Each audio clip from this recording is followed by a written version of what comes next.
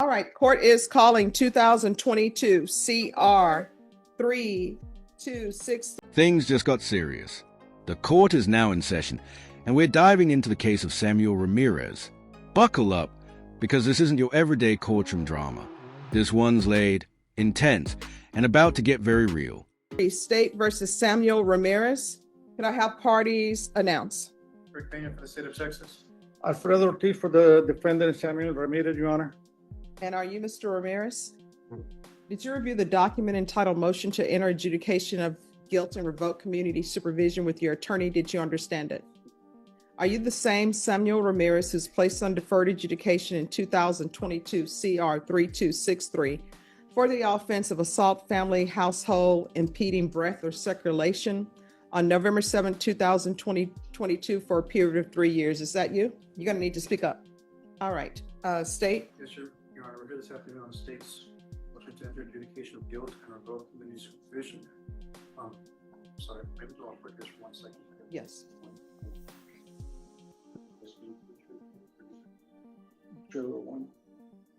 Okay. Yes, you may proceed. Okay. Violation of condition number 4. Just 1 second. Guys, we're on the record, so if you could not talk behind the court reporter because it makes it difficult for her to hear. All right, you may proceed. Yes, sir. Violation of condition number 4. In Bexar County, Texas, the defendant, Samuel Ramirez, who then and there failed to report to the supervision officer as directed for the months of July, August, October, and November 2024, and violation. Let's break this down real quick. Missing probation meetings isn't just a minor slip-up. It's not like forgetting a doctor's appointment. In the eyes of the court, it's a serious violation that can land you straight in prison. Condition number 4. How do you plead to that? True or not true? True. We'll waive the remaining violation, Your Honor. Any objection to the state's waiver? No objection, Your Honor. All right, did you understand by pleading true to violation of condition number 4, the court could find it true, grant the motion, find you guilty, sentence you up to 10 years in the prison and up to $10,000 fine? Knowing that, do you still wish to plead true to violation of condition number 4? Court will find violation of condition number 4 true. Is there a proposed agreement? State, what are you requesting? Your Honor, state's requesting. Interesting twist. The prosecution is pushing for prison time, while the defense is fighting hard for one more chance. And right here, in this moment, the judge's decision has the power to flip Samuel's life in a completely different direction. 2 years imprisonment. Your Honor, we're asking for the court to alter and amend the conditions of probation. Mr. Ramirez realized that he made a bad mistake of not showing up for probation. He had transportation problems, but he acknowledges that he should have gone to probation. When he was arrested on this case, Your Honor, the victim on the case is the complaining witness is his sister. He was living with his sister and his mom. After this incident, he moved out and went to live with his dad, which mom and dad are divorced. And that was kind of one of the problems that arose, Your Honor, which Mr. Ramirez has mental health issues. I believe that he was scheduled to have a make evaluation, which I don't think ever took place. The family confirms that there's serious mental health issues. Mr. Ramirez has problems holding a job. However, Mr. Ramirez, which he's in court here with Mrs. Ramirez, they're separated, they're divorced, but they're both here. He has... What is his relationship with Amanda Ramirez? Brother and sister. Okay. And she doesn't want him to go to prison. None of the... Hold up. Mental health just took center stage in this case. This isn't just about skipping probation anymore. It's about whether Samuel is even capable of managing his life without real, structured support. And that changes everything. I want him to go. So why is he not reporting? You want to raise your right hand? Do you solemnly swear and affirm the testimony you give will be the truth and nothing but the truth, so help you God? Yes, ma'am. You can lower your hand, state your name for the record. Samuel Ramirez. Why are you not reporting? I had communication unavailable. I'm sorry, what? I had communication unavailable. What do you mean you had communication unavailable? Just cellular communication unavailable. I'm sorry, what? Cellular communication unavailable. What do you mean? You did not have a cell phone? So why didn't you report to probation and let them know? You could have got on the bus and went to probation. No, I'm trying to figure out why I shouldn't revoke you. What have you done since you've been on probation? No, have you done anything? Let's start with this. All right, we know you didn't report because you said you did. Have you had employment? No, but I've been searching. I'm sorry, what? No, but I've been searching for employment. All right, so that's been since 2022. So you haven't had employment since 2022 and you've been searching for employment? All right. Did you do any of your community service hours? Yes. So you've done some community service hours, or you go somewhere and you work for free. You've done that? I believe it was paid. All right. Did you pay that because you didn't have employment? Who paid that for you? All right. So did you complete the hostility and aggression course? Did you abide by field visits? No, just, So- is it input visits? Field visits, Yes. that's where people come out to your house. No, I mean, did probation come out to your house and visit you? All right. So, I mean, he hasn't done anything since 2022 and it's 2025. 3 years on probation with barely any progress. No job, no consistent check-ins, and now 2 new assault charges. This is where the tension spikes. The question on everyone's mind: can the family support really turn things around? Or is it too little, too late? And I think it goes back to the mental health issues, Your Honor. Well, I mean, how can anybody help him if he doesn't show up to be helped? Yes, well, Your Honor, additionally, they didn't get this month. They picked up 2 new charges there at large in unindicted cases for assault, choking second, and aggravated assault with deadly weapon. The complainant, the alleged victim on that incident, Your Honor, is Mr. Ramirez. He decided not to, he doesn't want to file any charges against his own son. He doesn't want him to go to prison either. Well, He's in court here also this morning. He's been here this morning, all morning. all right, I'll hear from his father, but my problem is he hasn't done anything. Nobody can help somebody if they won't even do the minimum, and the minimum is showing up, and he hasn't done anything on probation. And maybe part of the problem is the family, instead of having him do his community service hours, they're paying for it. I mean, if you want to call him as a witness, I'll keep an open mind and listen to him. I'm not trying to say defense is not being truthful. We can't verify as well ourselves on our record the victims of those cases are, because their cases being so new, they're not. Oh, no, that's fine. I just want to, if he wants to come and testify. I'll call Mr. Ramirez to the. All right. Hello. Can you raise your right hand for me, please? Do you solemnly swear or affirm the testimony you give will be the truth, and nothing but the truth, so help you God? I do. I'm a little hard of hearing also. Okay, no problem. You can lower your hand if you'll state your name for the record. Efrain Ramirez. What do you want? Hearing it from the father hits differently. You can feel the heartbreak in every word. A dad watching his son drift further away, mentally and emotionally. This courtroom isn't just handling legal matters anymore. It's witnessing a family in crisis, unraveling right in front of the judge. About your son. He's been a good son until a couple of years ago when he started changing, isolating himself, not talking to friends, not talking to family, not going out, not communicating. I miss my son, but he used to be, and he's not there. So we're seeking for help, you know. Let me ask you this. Has he always looked like this? No. I mean, buffed up and everything? His smile is gone. No. I mean, his body type. Has his body type always been like that? He's been exercising since he was pretty young. No. But the body that I'm seeing right now, is that the way his body has always been of late? When did his body start being that way where he's super muscular? And let me just tell you where I'm going with this. Let me tell you where I'm going with this. Has he been using steroids? Not to my knowledge. And I always ask them, he wasn't this big. When he was exercising, he was very lean and muscular.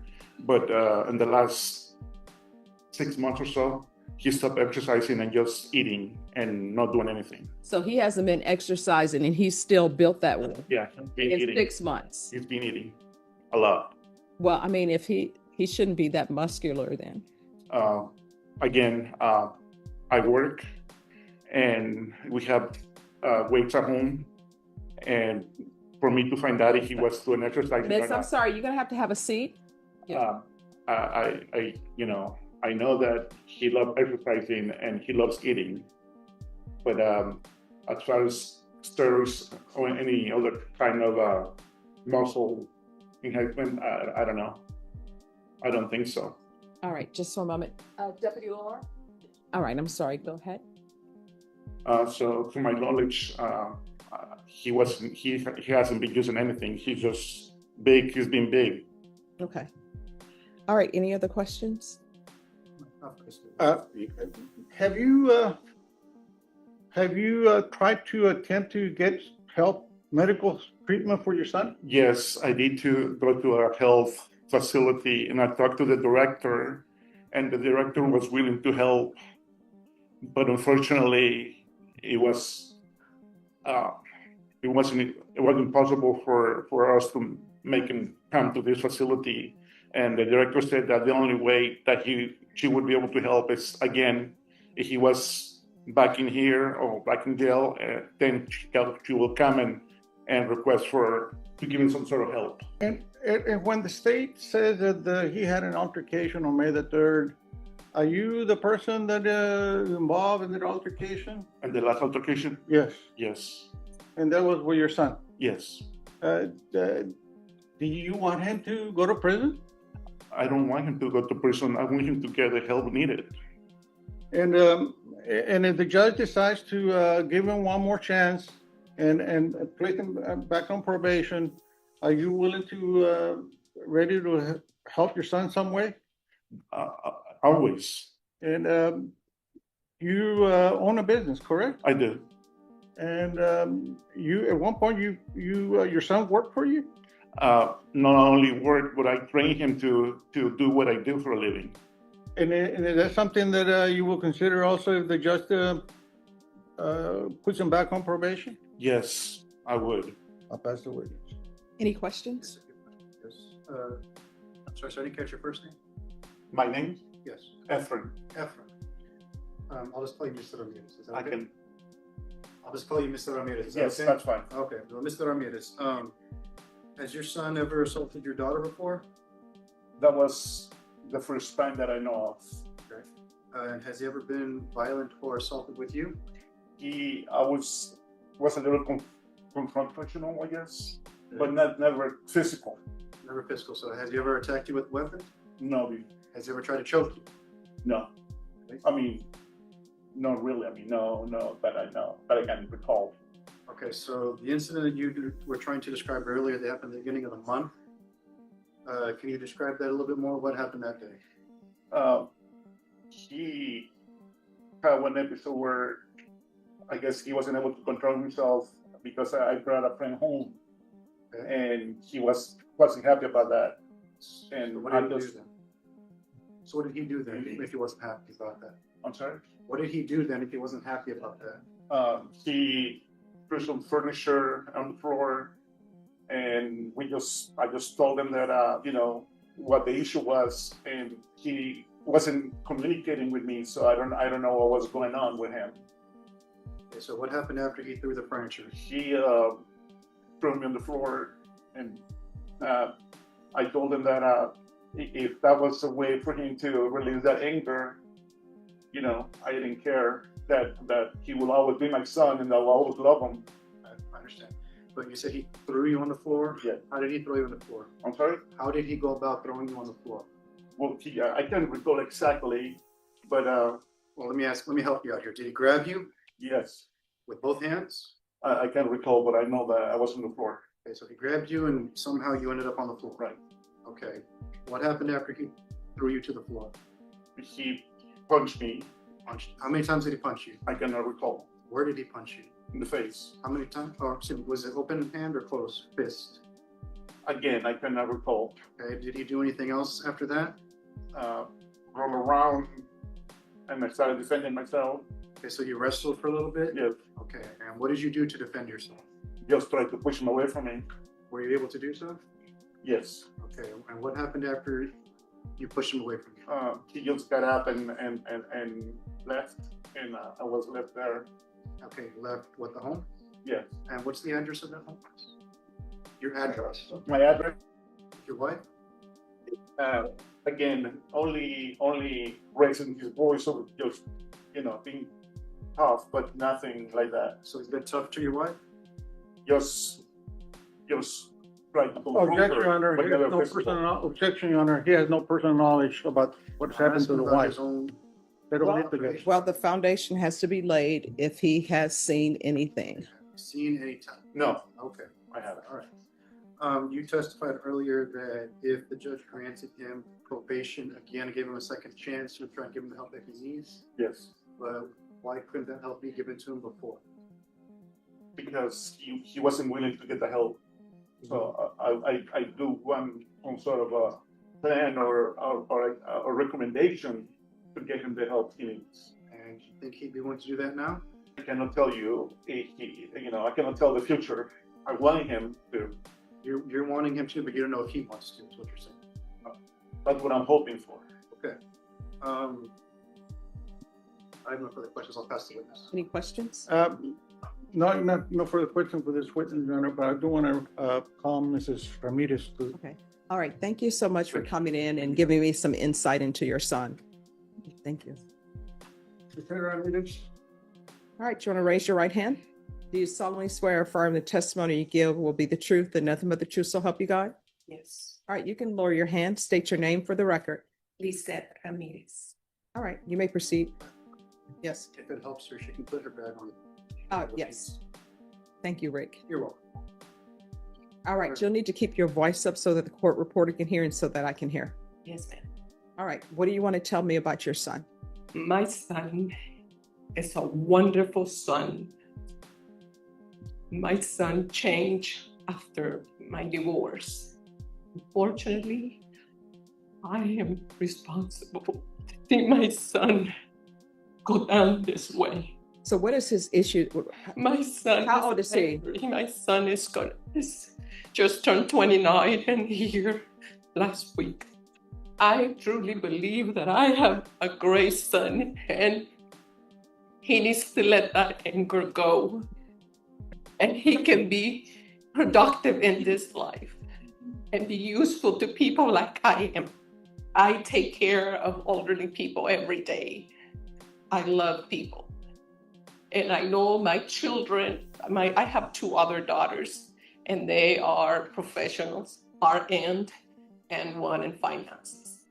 So my son always wanted to be a good sportsman.